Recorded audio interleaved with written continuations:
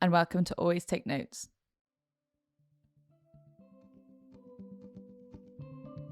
If you're an aspiring author, you'll be excited to hear that this week's sponsors are Curtis Brown Creative, the renowned writing school affiliated to the major literary agency.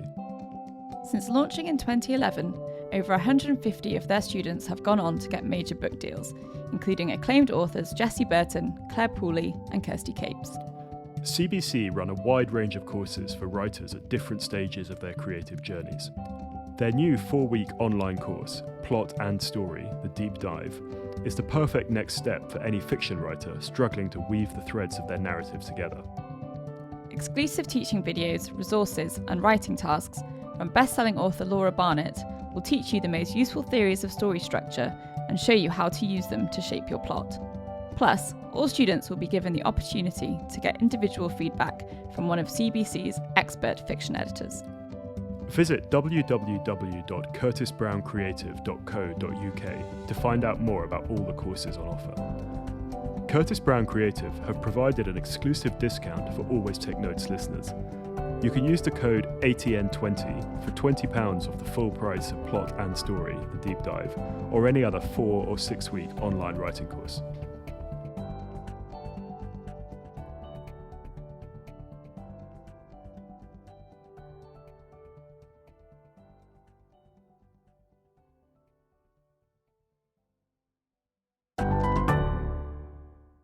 Hello and welcome to Always Take Notes. In this episode, Simon and myself spoke to the novelist Ruth Ozeki. We spoke to Ruth about her childhood interest in writing, the mutually reinforcing practices of Buddhism and writing, and her latest novel, The Book of Form and Emptiness. It's a great episode. We hope you enjoy it. Welcome, Ruth, to Always Take Notes. It's fantastic to have you on the show. Oh, thank you, Rachel. Could we start with your latest novel, The Book of Form and Emptiness? It follows 13-year-old Benny, who, after his father's death, starts to hear the voices of household objects. Where did the idea originate? Oh, it's always a hard question. It seems like it should be an easy question, but it's a hard question for a novel, because I find that novels start with a kind of constellation of ideas. It's a group of ideas that I'm not even really aware that I'm having. But then they sort of, come together and constellate. And suddenly from there, the novel or the voice of the novel or the voice of the character just starts to speak. I think this one, so again, it's not just one thing, but it's a kind of a series of things. One of the factors, certainly one of the elements was, a Zen koan that I was, that has always interested me. The key line in there is a question: do insentient beings speak the Dharma? Right. So do insentient beings, like objects or trees or flowers or, whatever, can they be our teachers? Right. Can they teach us about reality? Right. And so that was always a question. That it's a story, and I find it really interesting. And so I was kind of thinking about that. The other thing, though, was, this idea of hearing voices. And I've had after my dad died, I had a sort of voice hearing experience myself, hearing him, sort of calling my name. And so that stayed with me. But also, this sense that novels, books, stories have voices in them, right? And as a writer, I'm always listening for the voice of the book, the voice of the character, something to sort of speak to me. And this was something I was talking about with a group of people at a library once. And so I think those two ideas kind of collided. And then, there were other things as well, but, I think those were the sort of the foundational ideas. And with this area of hearing voices, this theme in the novel, how did you go about researching that? Is it right that you spoke to support groups, psychologists, people kind of in that community? Yeah, that's right. I mean, I did have this experience myself. And so that made me curious about it. This was right after my dad died. And, it was the oddest thing, because I would, I'd be doing something fairly innocuous and random and not interesting, like washing the dishes or, folding my laundry or something. And I would hear him. And it was always as though he was standing behind me, and he would clear his throat, and he would say my name. Right. And it would happen very quickly, and I'd kind of turn around, but of course, he was dead. He wasn't there. And so, every time this happened, I would kind of get a hit of, that feeling of loss and, grief and all those kind of emotions that follow the death of someone you love. And so having had this experience, I started to think about the way that voices, you can hear voices. And this was an experience where I really heard his voice sort of with my ear as though he was outside, right? Versus, when I'm writing, it's like a kind of more internal experience, right? So to go back to your question, Simon, I started to think about this spectrum, and I have friends who are voice hearers. And so I started talking to them about their experience, something that we had done, before, and also friends, psychologists who work in the field of voice hearing. And so it just became something that I started reading books, just kind of trying to find as many perspectives on this topic as I could. And of course, there's wonderful online resources too. Hearing Voices Network. I think it's Hearing Voices USA. There's, it's an international organization of, people who hear voices and who support each other in their experiences. And these are all, of course, unshared experiences, right? The voice that I heard of my dad calling my name, nobody else could hear it, right? But I think the same thing is true for, obviously for a novel. This is an unshared experience until I choose to share it, right? So, this sort of, it's a spectrum really of voice hearing experience that I think we all share. It's just that some are pathologized and some are not. You mentioned being able to hear the voices of characters internally when you're writing. Has that always been the case throughout your career, or is it something that has developed as you've gone on? That's a good question. I have to think back. No, I think it's something that I've always been able to do. And it's not hearing with my ears. It's a more, sort of mental hearing. It's, sort of getting the tone of the way a character speaks, or sometimes it's an entire book, a kind of slightly ironic tone, or a sort of more sincere, tragic tone, or, there's so many different, there's so many different tones that writing can take, right? And so that, I think that's always been there. I think I've always thought that being a musician, being a composer would be the most sublime creative act. And I think I still feel that way. But this is a kind of an approximation of that, I suppose. It's rather than seeing things, I think I do tend to hear things. Could we fold now back to the start of your writing career and where your sort of interest in matters literary first came from? Is it right that you used to practice signing autographs as a child, and that you still have some of those? Oh my God, where did that? Yes, I did. Yeah, when I was very little. That's so funny. I feel like I've been, sort of found out or something. But when my friend and I remember it was probably in third grade, we used to practice signing our names. And it wasn't so much that we thought that we were going to be famous and would need to autograph, books, even though I think maybe that idea was there, as well. But it was more that somehow by writing, by finding the right way to sign your name, you would become more substantial somehow. It was a way of almost inscribing yourself into being, right? And so, yes, we did that. And we used to practice all different kinds of signatures, I mean, this reminds me too of when I was growing up, we learned to write with these stubby pencils, right, that had very wide leads. And we had a British teacher, and she was, teaching us how to write italics. And so that was how I learned to write, with a kind of an upright italic font. And the big deal in my school in third grade was that we were allowed to move from these stubby pencils, to fountain pens. And this was such a big deal.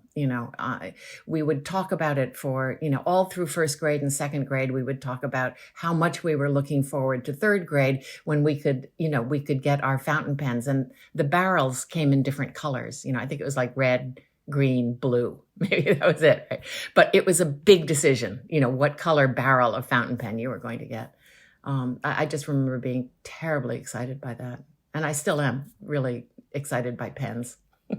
You are not the only one. Simon is smiling in acknowledgement. Yeah. I have a stationery problem. But, I have a stationery problem too. Oh my God, it's really bad.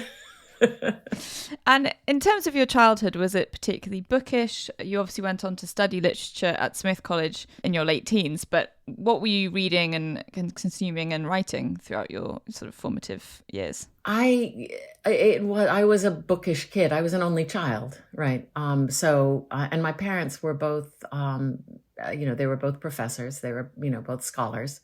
And it was a very quiet household, and each of us were in our own bookish solitudes.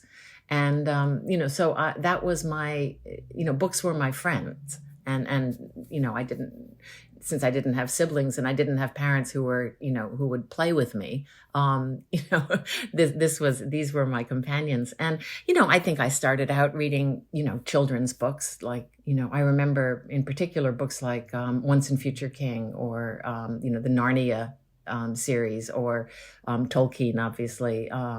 Charlotte's Web was one that was I remember that so clearly. And I reread that recently, and suddenly rereading it, I realized that we think that's a book about a little girl who saves the life of a pig who then makes friends with a spider, right? But what I didn't realize until I reread it is that the spider, Charlotte, right, is a writer. She's the one who saves, the pig's life by, writing words in her web, right? And I think that was a theme, that many of the books that I loved were about writers, and particularly little girls who were writers. So, Harriet the Spy, that kind of thing. And then too, I was also, I think I was a fairly promiscuous reader, because I also remember in elementary school, we were reading Philip Roth. I was reading, and my friends were reading Philip Roth and Norman Mailer, and, these kind of tough guy writers. And so that was, who knows what I was actually getting from those books at that, at the age of 11 and 12. But I do remember reading them and feeling incredibly cool and, really mature. What was your experience studying at Smith like as an undergraduate in the 70s, and how did the kind of atmosphere on campus and things compare between then and now? I mean, obviously you're a professor, so it's different. And we also found this fascinating anecdote that you had was it a tutor in Old English who told you that you are going to be a writer and you were going to write books about Japan and America, the difference between the cultures? Yeah, that's right. That's exactly right. Boy, it's so hard to compare time periods. I was there in the late 70s. I have to say, too, that I spent a lot of time away from Smith. So I spent, my college career was kind of broken up. I spent a couple of years in Japan, spent some time in Nepal and India. I had a, sort of leisurely approach to college education. But Smith was, it's a women's college, and it was then, and it still is now. I also lived off campus, so I didn't really have the kind of full-on Smith experience, but I found it to be a wonderful place. I think it was just the right size for me, and the professors that I had were very encouraging, and in particular this one professor who, she taught Old English, and that was really when I sort of started to understand about etymologies, and was just absolutely fascinated by that. And I was writing a lot of poetry at the time. I was also writing short fiction, and I think I was showing them to her, even though it had nothing to do with the subject that we were studying together. But she had this sort of sense that yeah, you will go on to be a novelist, and you should write about, cross-cultural experiences and what it's like to be mixed race and all of these kind of liminal, this liminal point of view that you have as a mixed race person. And I think I took that very seriously. I didn't act on it right away, but eventually, years later, I came back to doing exactly that. And then too, I had a wonderful Shakespeare professor, and, I still, I still have my old copy of the Riverside Shakespeare with all of my enthusiastic little marginalia. And, I was so excited. I just remember being so excited by reading Shakespeare, all these exclamation points, it was great. That makes me feel so much better about the fact I still have my copy of Riverside Shakespeare on my bookshelf with my excited anecdotes scribbled in the margins. Why did you, after graduating, then move into television? And how did those years in a storytelling sector, but one sort of adjacent to novel writing, how did those years inform your writing craft? Well, I didn't go directly from Smith into film and television at all. I'd always been interested in particular video production, because even when I was in high school, I was doing some video production, and that was the very early days when, video cameras were, we used Portapacks. They were huge contraptions that you had to carry around on, over your shoulder. But so I'd always been interested in that. But after Smith, I really wanted to be a Shakespeare scholar.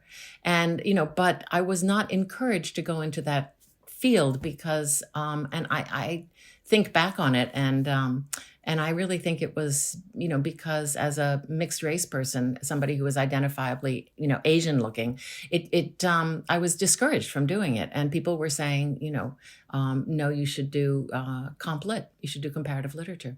And and I thought, okay, I'll do that. And I got a fellowship. Things have changed so much, in the intervening 40 years or whatever. But back then there was still, I think there was kind of resistance there.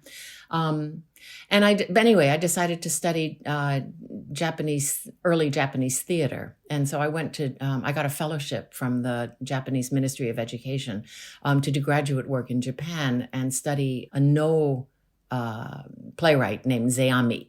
And so I did that for several years, and I studied No, and I, learned the dance and the chanting and all of that, and had several wonderful years in Japan.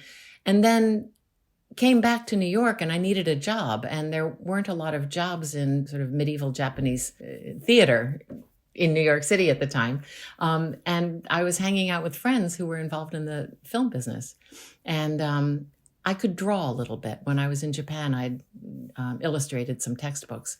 So I got a job. My first job in film was in the art department of a low-budget horror film called Matt Riker Mutant Hunt. And after that, then that became sort of what I did. And I worked as a production designer and art director for a whole series of these low-budget films.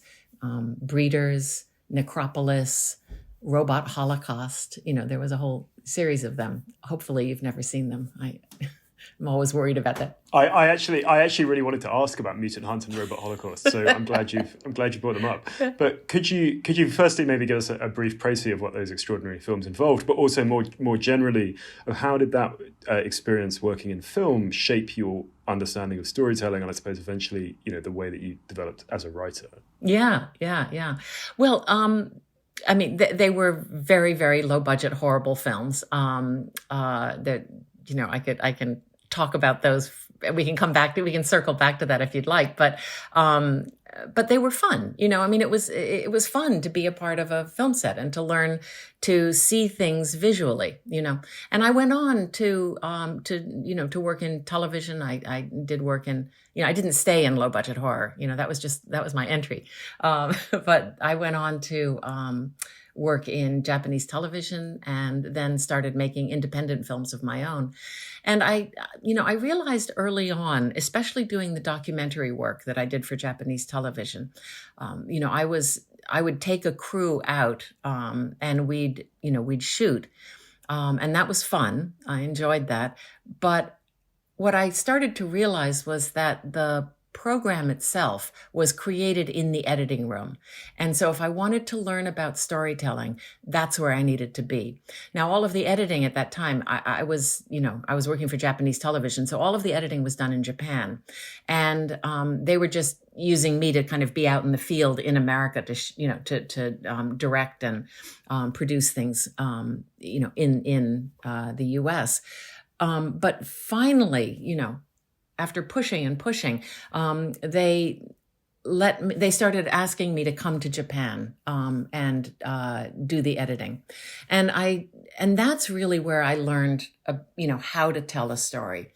Up until that point, I'd tried writing novels, but I could never move my characters through the arc of a plot in a quick, interesting, and efficient way. Right. I would always get, sort of stuck somehow. Even something as stupid sounding as, characters would enter a location on one side, right? And the action was happening on the other side of the room. And I literally didn't know how to move my characters across the room to get to where the action was, right? The idea, I think I was just a very literal minded person.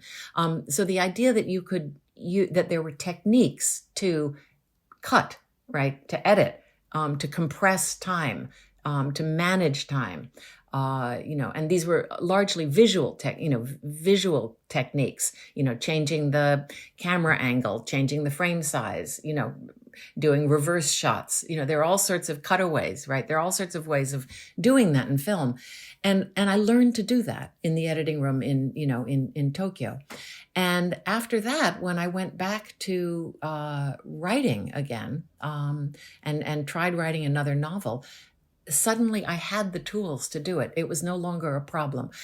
The other thing, too, of course, is that television is a very impatient medium and it's very expensive, right? So you can't mess around in TV. You have to cut to the chase really quickly and kind of grab your viewers and hang on to them, right? And so techniques that I learned in editing sort of helped me know how to do that almost instinctively when I went back to writing. And it was a wonderful, I remember feeling just like, oh my God, this used to be so difficult and now it's not. And that was, this sort of big breakthrough. Well, that was the question I was going to ask, actually, in terms of the judiciousness. Do you think it taught you to be more sort of clinical in the way you describe things? I mean, I'm thinking of the screenwriting sort of epithet that you arrive to a scene late and get out early. Is that something that you think you've taken into your own writing in terms of clarity? Yes, I think so. I think I have a much better sense of where to start now. Start a scene, start a book.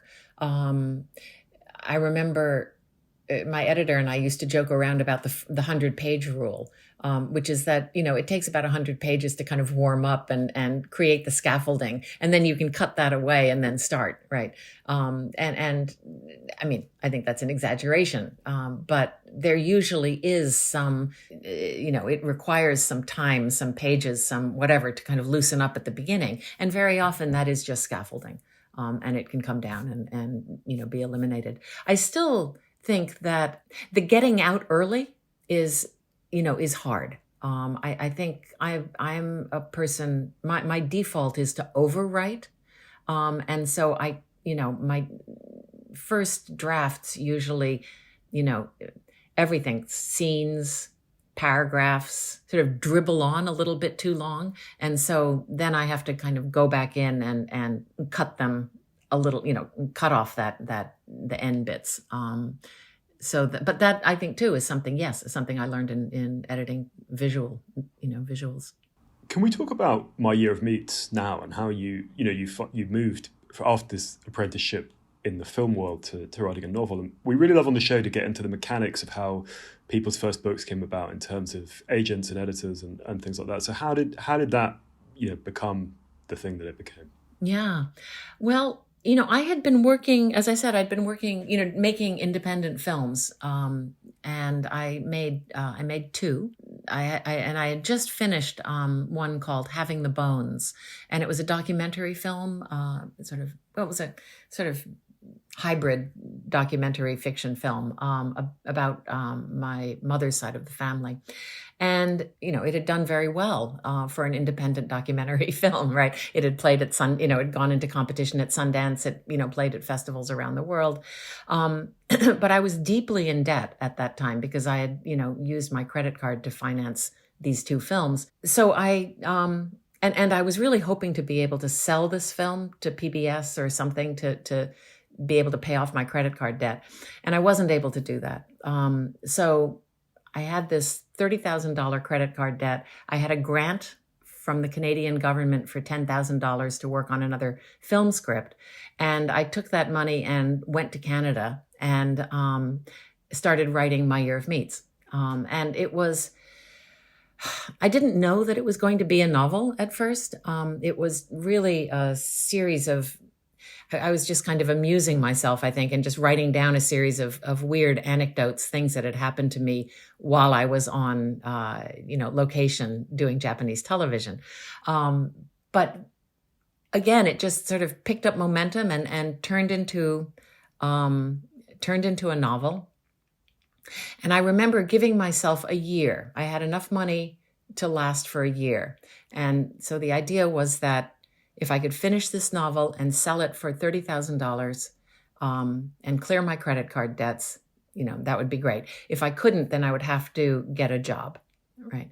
And I'd never really had a real job before, but I, at this point, was almost 40.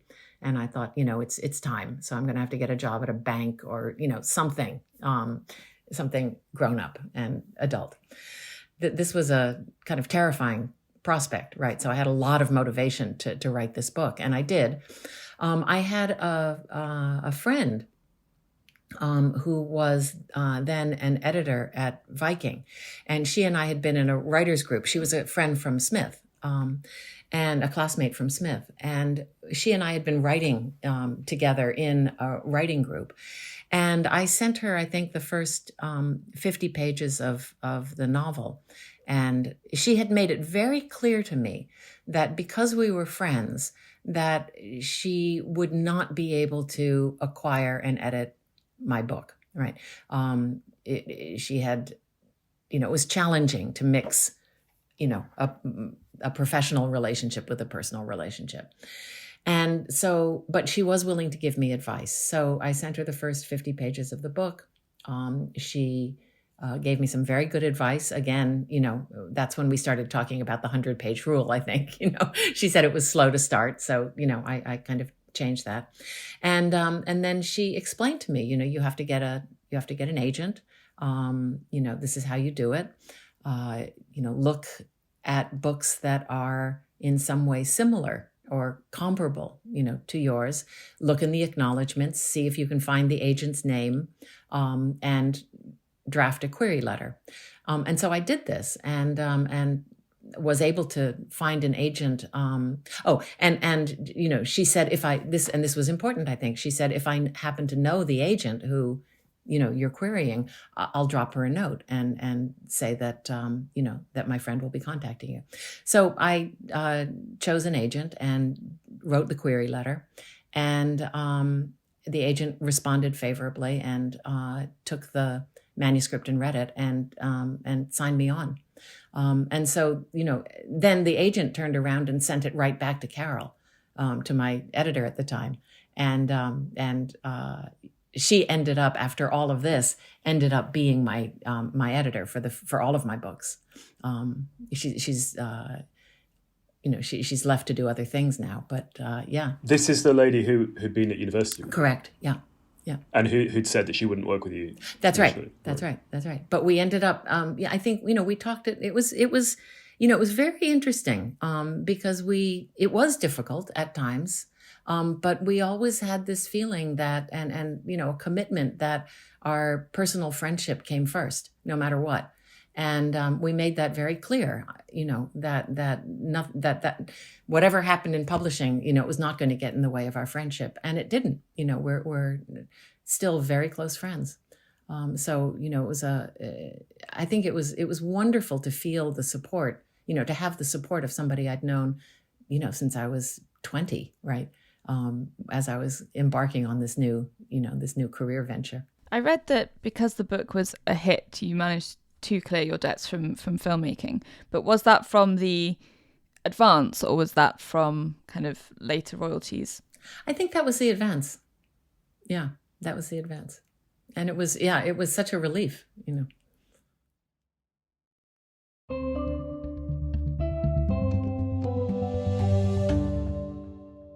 Hello, it's Artemis, the producer of Always Take Notes. I hope you're enjoying Simon and Rachel's conversation with the novelist Ruth Ozeki. As you might have expected by this point, it's time for the next instalment of our new segment. In this segment, we share some bonus material from previous guests of the show. So they answer one of 3 questions. What's a piece of advice you wish you'd had at the start of your career? When is a time you failed? And what's the most important trait someone in your profession can have?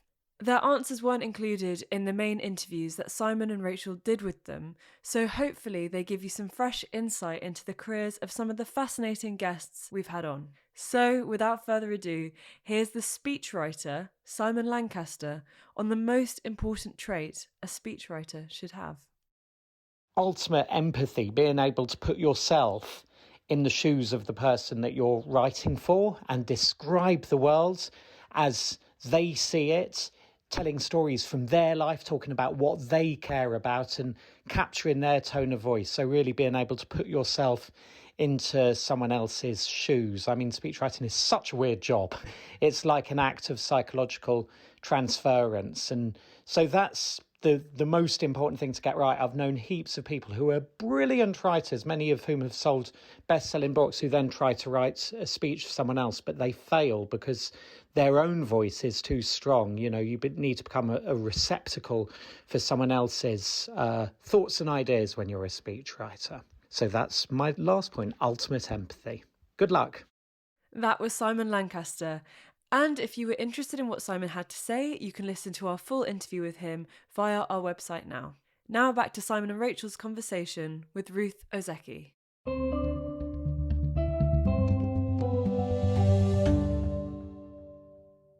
Could you tell us about All Over Creation, your novel in 2003, and then also the sort of 10 years that followed that and some of the difficulties that you had writing in that time? Yeah. So, after writing My Year of Meats, I mean, that book did quite well. But there were things in that book that I felt that I hadn't covered adequately or fairly. And I wanted to go more deeply into various problems with food production. That's what I was interested in at the time. And I was particularly interested in genetic engineering, the genetic engineering of food. And it was something that I didn't understand, but I found it, disturbing. And so I wanted to learn more about it. And I think, for me, signing on to write a novel is a way of creating a container in which I can do the kinds of research that normally I would not have time to do, right? And so I think all of my books have some kind of problem or question or some, deep interest at the core of them that I can use to kind of justify the time and the expense of doing research. And so All Over Creation was a book about the genetic engineering of potatoes, right? I mean, it doesn't sound like much of a fiction book, it doesn't sound like a fascinating novel. But, I went to Idaho and really did a deep dive into potato culture.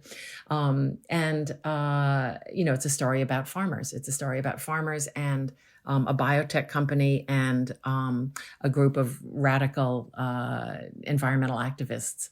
And the sort of collision between these 3 sort of conflicting forces in a small town in Idaho. I wrote the book, and it was, the second book I think is hard, right? There's this sense that it has to, readers have expectations. Your publishers, your editors have expectations at that point, and I don't do well when people expect things from me. I tend to, when somebody expects something, I have a kind of contrarian streak and I just want to do the opposite. And so it was harder to write that book than it was to write My Year of Meats. My Year of Meats, I did it very quickly and it was in a year. I think All Over Creation, it took me 3 or 4 years, right? And I published it and it was well reviewed. It didn't sell as well as My Year of Meats. And I think I was disappointed by that. But then at the time too, my dad had died right around the publication of My Year of Meats. When I was writing All Over Creation, I was taking care of my mom who had Alzheimer's. And she was living with us on this island where, in Canada where we were living at the time.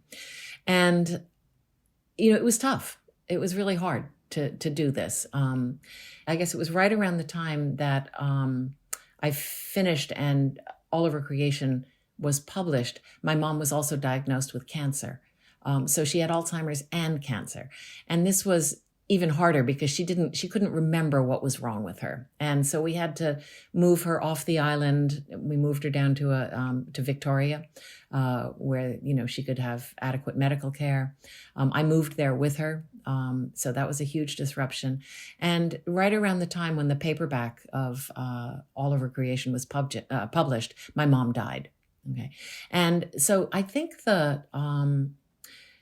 had been kind of holding it together, through first it was the money issue and being really super stressed about money, and then, sort of writing the first book, getting it out, paying off the debt, but my dad died, right?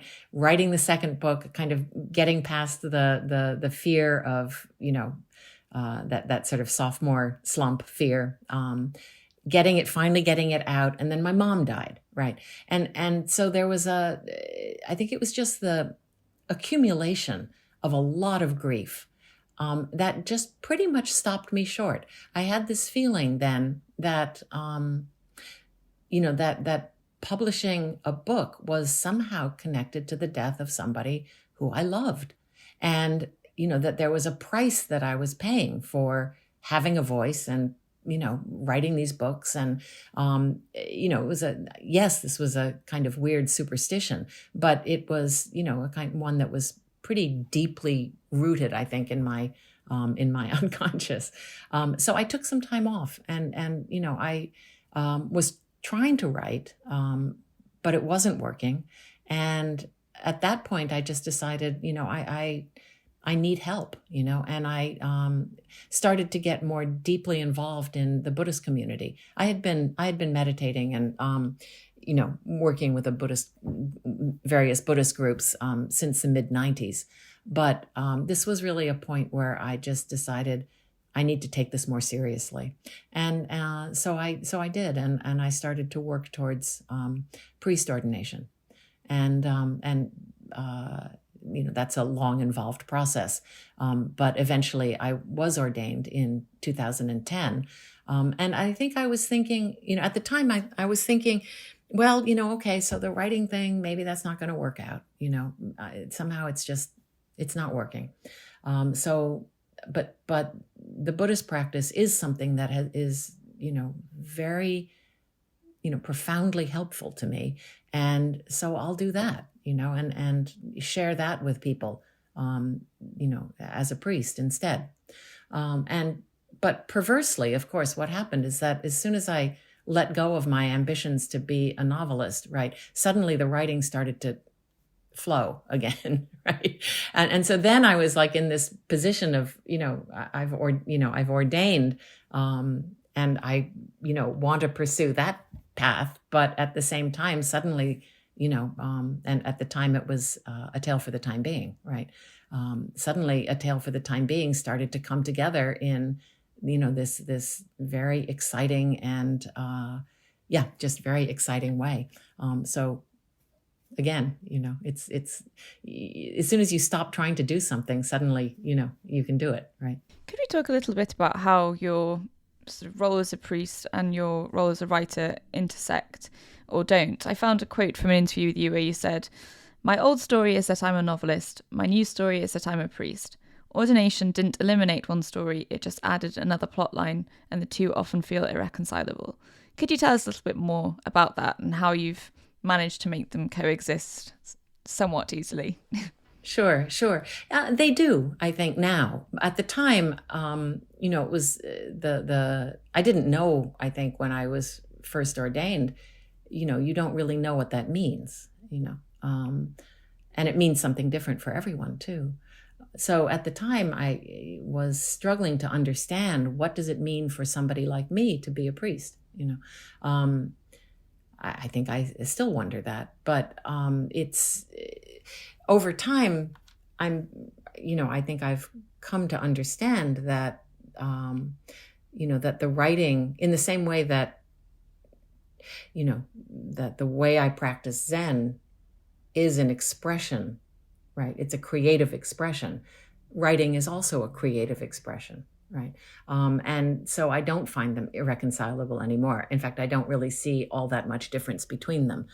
It seems like the Buddhism is an extension of my writing practice. The writing practice is an extension of my Buddhist practice. The two, I think, really support each other in wonderful ways. And two, the basic mindfulness is something that writers, it helps. I think most writers spend a lot of time struggling with self-doubt and all of the angstiness of the creative process. And so when I'm teaching writing, the first thing I teach my students is how to meditate. And that is, completely folded into, those kind of contemplative techniques, practices are very much folded into the kinds of, writing that I'm asking my students to do and that I do myself. The last two books were very overtly sort of inspired by Buddhism. I'm not sure. The first two books I wrote were inspired by my concerns about, food and sustainability, and climate change. The second two books, I think, were, have been very much overtly inspired by Buddhism. I don't think that's going to be the case for the next one. So I think, I seem to be doing things in pairs, right? So I think I'm starting a new pair right now.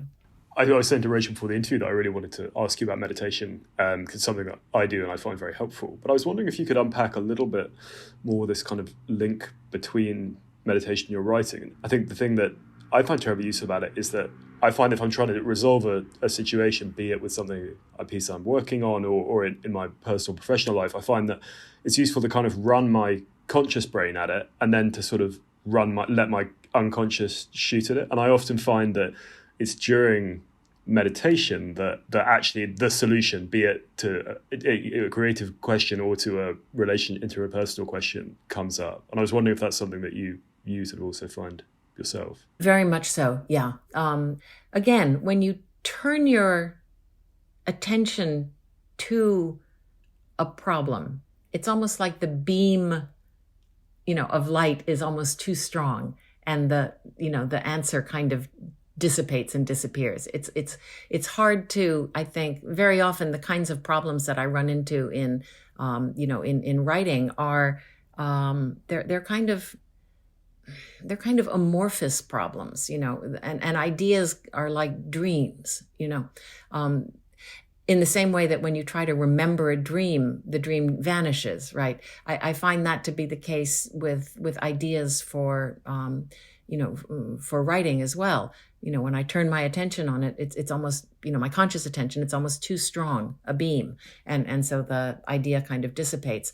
But when I just, the question is there, the dream is there. And when I sort of drop my focus, and sit in meditation, very often I have the same experience, that the idea, the solution will either come to me then or come to me right after. It just changes my relationship with my mind. The meditation just, you sort of drop into a deeper kind of awareness, a deeper kind of consciousness. And I think it's the place where stories and poems and art and music comes from. It doesn't come from, the rational part of the brain. It comes from someplace else. the unconscious or whatever. So I think, yes, absolutely, that learning to meditate helps you sort of drop into that more relaxed, less ambitious space. I was intrigued to see as well that you keep a process journal where you write questions about your work that you sort of are looking for the answer to at some point. Is that part of that kind of meditative process, posing the questions but not necessarily immediately reaching for the answers? Yes, very much so. The process journal has been something that, I didn't know what it was when I started doing it. It wasn't like, I knew about process journals and started writing one. It was more just that I remember I was writing my year of meets, and I started this, adjacent document. And it was almost like a blog, like a weblog posting, right? Where I wasn't every day at first, but, from time to time, I just needed to talk about the process of writing. I just needed to articulate questions and problems and, have a place to dump ideas. And, I needed a place to complain, and that's what the process journal became. So I would just put the date and then dump, whatever it was that I was, that was on my mind that I needed to kind of work out. I would just kind of dump it into the process journal.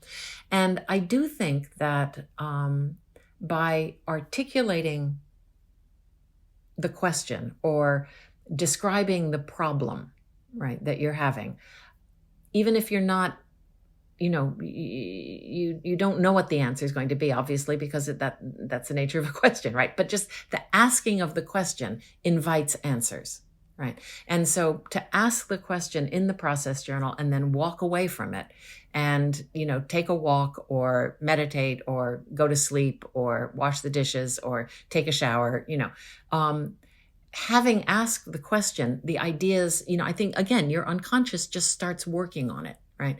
And I do this before I go to bed too. I'll think about a situation that's perplexing me somehow, be it fictional or non-fictional. And very often when I wake up in the morning, my mind has kind of come up with an answer, or at least is pointed in the right direction, So I find the process journal to be, it's I always have one going. And it whether I'm working on a project or not, I just kind of keep the process journal going. It's a place to write, a place to dump ideas. As I said, a place to, to complain, to brag, to, everything just goes into the process journal. So it's a rule of the podcast that we always ask about money and how it interacts with people's writing lives. So, and you've already alluded to this in terms of, you're trying to clear your debt with your first book and be as candid or as guarded as you like. But how has that been a factor throughout your career, and particularly when A Tale for the Time Being had its reception, and particularly that Booker shortlisting? How did that change things for you? I've never really understood money, and I've never been good with it. It's as a result, I've never been, well, that's not true. I was going to say I've never been particularly worried about it, but that's not true, because I have been. I mean, when you're in debt, you worry about money, you worry profoundly about money. But I guess I've always had this sense that, if the writing thing doesn't work out, I speak Japanese, I'm bilingual, I'll get a job at a bank, or I'll get a job as a translator. That was what I was thinking when I was, writing my year of meets. And I've always had this kind of, this sense that somehow, I'll make it through, even if the books don't, make much money. And they didn't for a while, and certainly my films were, financial failures. They were disasters. Films cost so much to make. One of the reasons I switched to writing was because writing is cheap. You just need, you need paper and like something to write with, and you can write a novel. That's not the case with films. With film, you need all sorts of equipment and stuff. So in any case, I was kind of one of the ways that I've also dealt with money is that, by living very cheaply. And my husband and I moved to Canada. I mean, he's Canadian, but we decided to live in Canada because we could get free health insurance there, which is not the case in the United States. Health insurance is a huge concern for everyone here, and a huge expense. So we moved to Canada. We moved to a very small rural island where we could grow our own food and live cheaply. There was always a sense that somehow, even if we didn't have money, we would, and my husband's an artist too. So, we always had this sense that somehow we would make ends meet. And then with A Tale for the Time Being, the Booker shortlist was hugely important. Suddenly, there was a kind of, I think my books had a kind of presence in the world that that they hadn't before. Although My Year of Meats was published internationally and published very well too. So, but there was a real shift there. And it's made things a lot easier.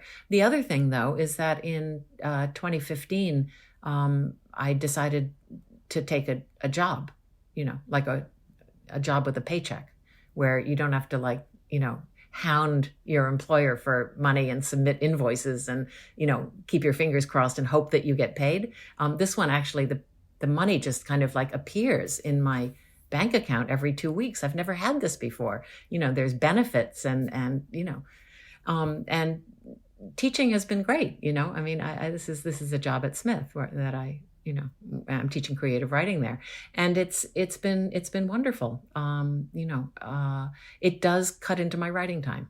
So that's the trade-off, right? But I can really understand now why jobs are a good thing. Jobs are great. It's a real,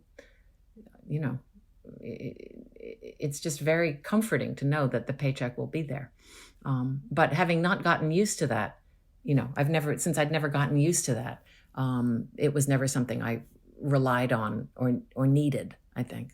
We're coming towards the end of our time. So another question that we ask novelists on the show is whether they're a plotter or a plunger, someone who works out the arc of the story and the beats before they start writing, or whether they're someone who just goes straight in and see where their mind takes them. Which camp do you fall in, or is it somewhere between the two? I think I'm more of a plunger, but I'm also somewhere in between the two. So it's funny because here we talk about it as a pantser, not a plunger.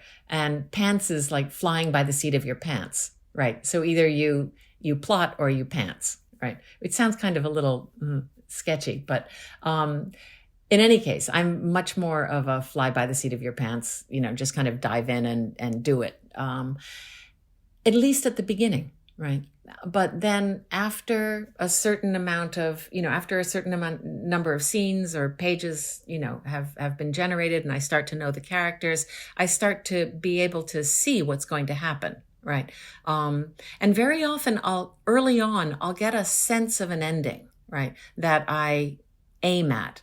And sometimes that changes. Sometimes it doesn't work that way. But very often the very end of the book is something that I think has come to me quite early on in the process. So at least it gives me a direction to move in. And that's when I start to not make outlines necessarily, but to, it's almost more like mapping. It's mapping the territory that I've already covered and also a little bit ahead, right? So it's, it's like navigating, it's like driving with a map that shows you where you've been and shows you just a little bit ahead of the journey, right? And then that process continues pretty much to the end. I do things as well, writing scenes and putting them up on the wall and, all of those, these tricks that I learned from film and television. And but that's part of the mapping process. As Rachel said, we're right up against our time limit. But a final question from me is: do you think the fact that you know Japanese affects how you write in English? Because is it right that just the kind of way, the complexity of Japanese, the fact that it's a character system, the way it's explained to me is like a 12-year-old child in Japan can't read a newspaper. It's too complicated. They don't know enough stuff. Do you think the fact that you're au fait with this completely different linguistic tradition, has that shaped how you write in English, do you think? I would imagine it has. I wouldn't be able to tell you exactly how. Part of it is that I'm very familiar with Japanese literature, and the plot structures are different as well as linguistic structures. So I think that must be, that must have influenced me as well. I would imagine that being bilingual influences one's, writing in either language. It'd be an interesting question to ask Jhumpa Lahiri. Who has taught her, she's learned Italian as an adult. I wonder if it's changed the way she writes. We spoke to Elif Shafak as well about this, and the answers were fascinating. Well, we've run out of time, but thank you so much, Ruth, for a fascinating discussion, and all the very best with all of your projects going forward. Thank you, Rachel.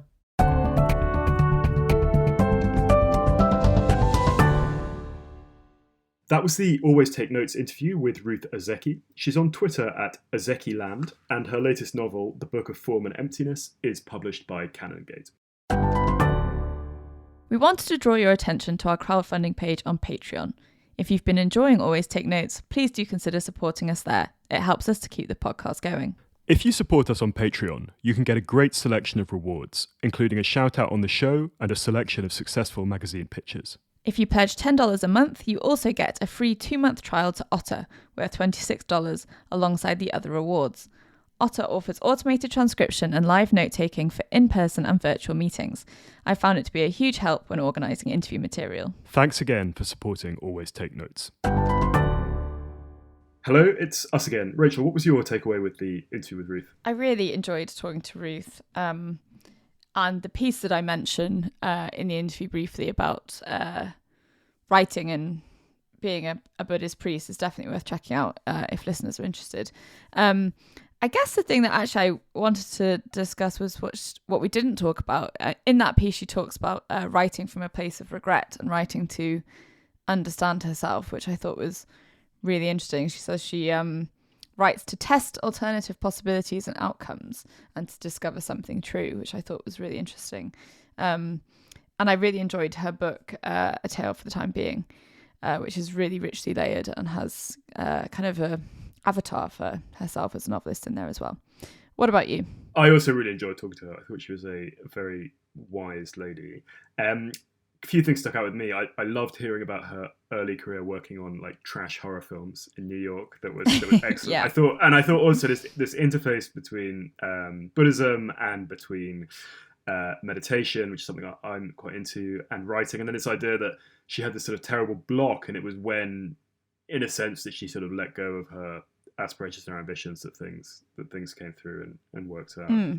Another thing that we could have maybe drilled into more is the revision process for that book, and how it became the book of sort of shortlisted masterpiece that it is. But I feel we've caught her at an excellent time in her career, because I think she's going to be exploding. So anyway, I'm really good to have her on.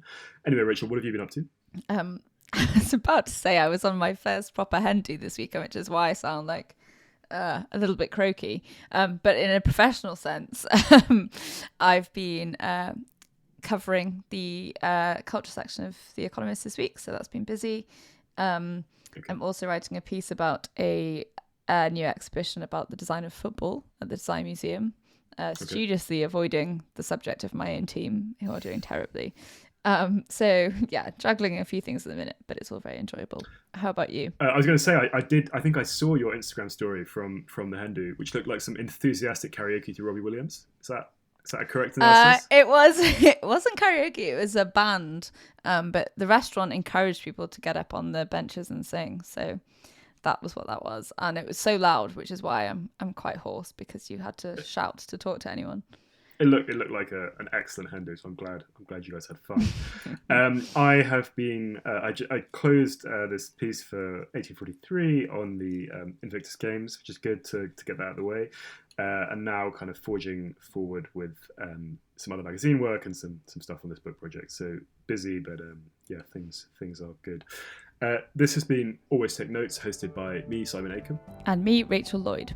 Our producer and social media editor is Artemis Irvin. Our score is by Jess Danheiser, and our graphic design is by James Edgar. If you'd like to follow us on social media, we're on Instagram at Always Take Notes, on Twitter at Take Notes Always. If you'd like to support us on our crowdfunding page on Patreon, we're under Always Take Notes. And if you'd like to leave a review on iTunes or get in touch with us via our website, please do. Many thanks. Goodbye.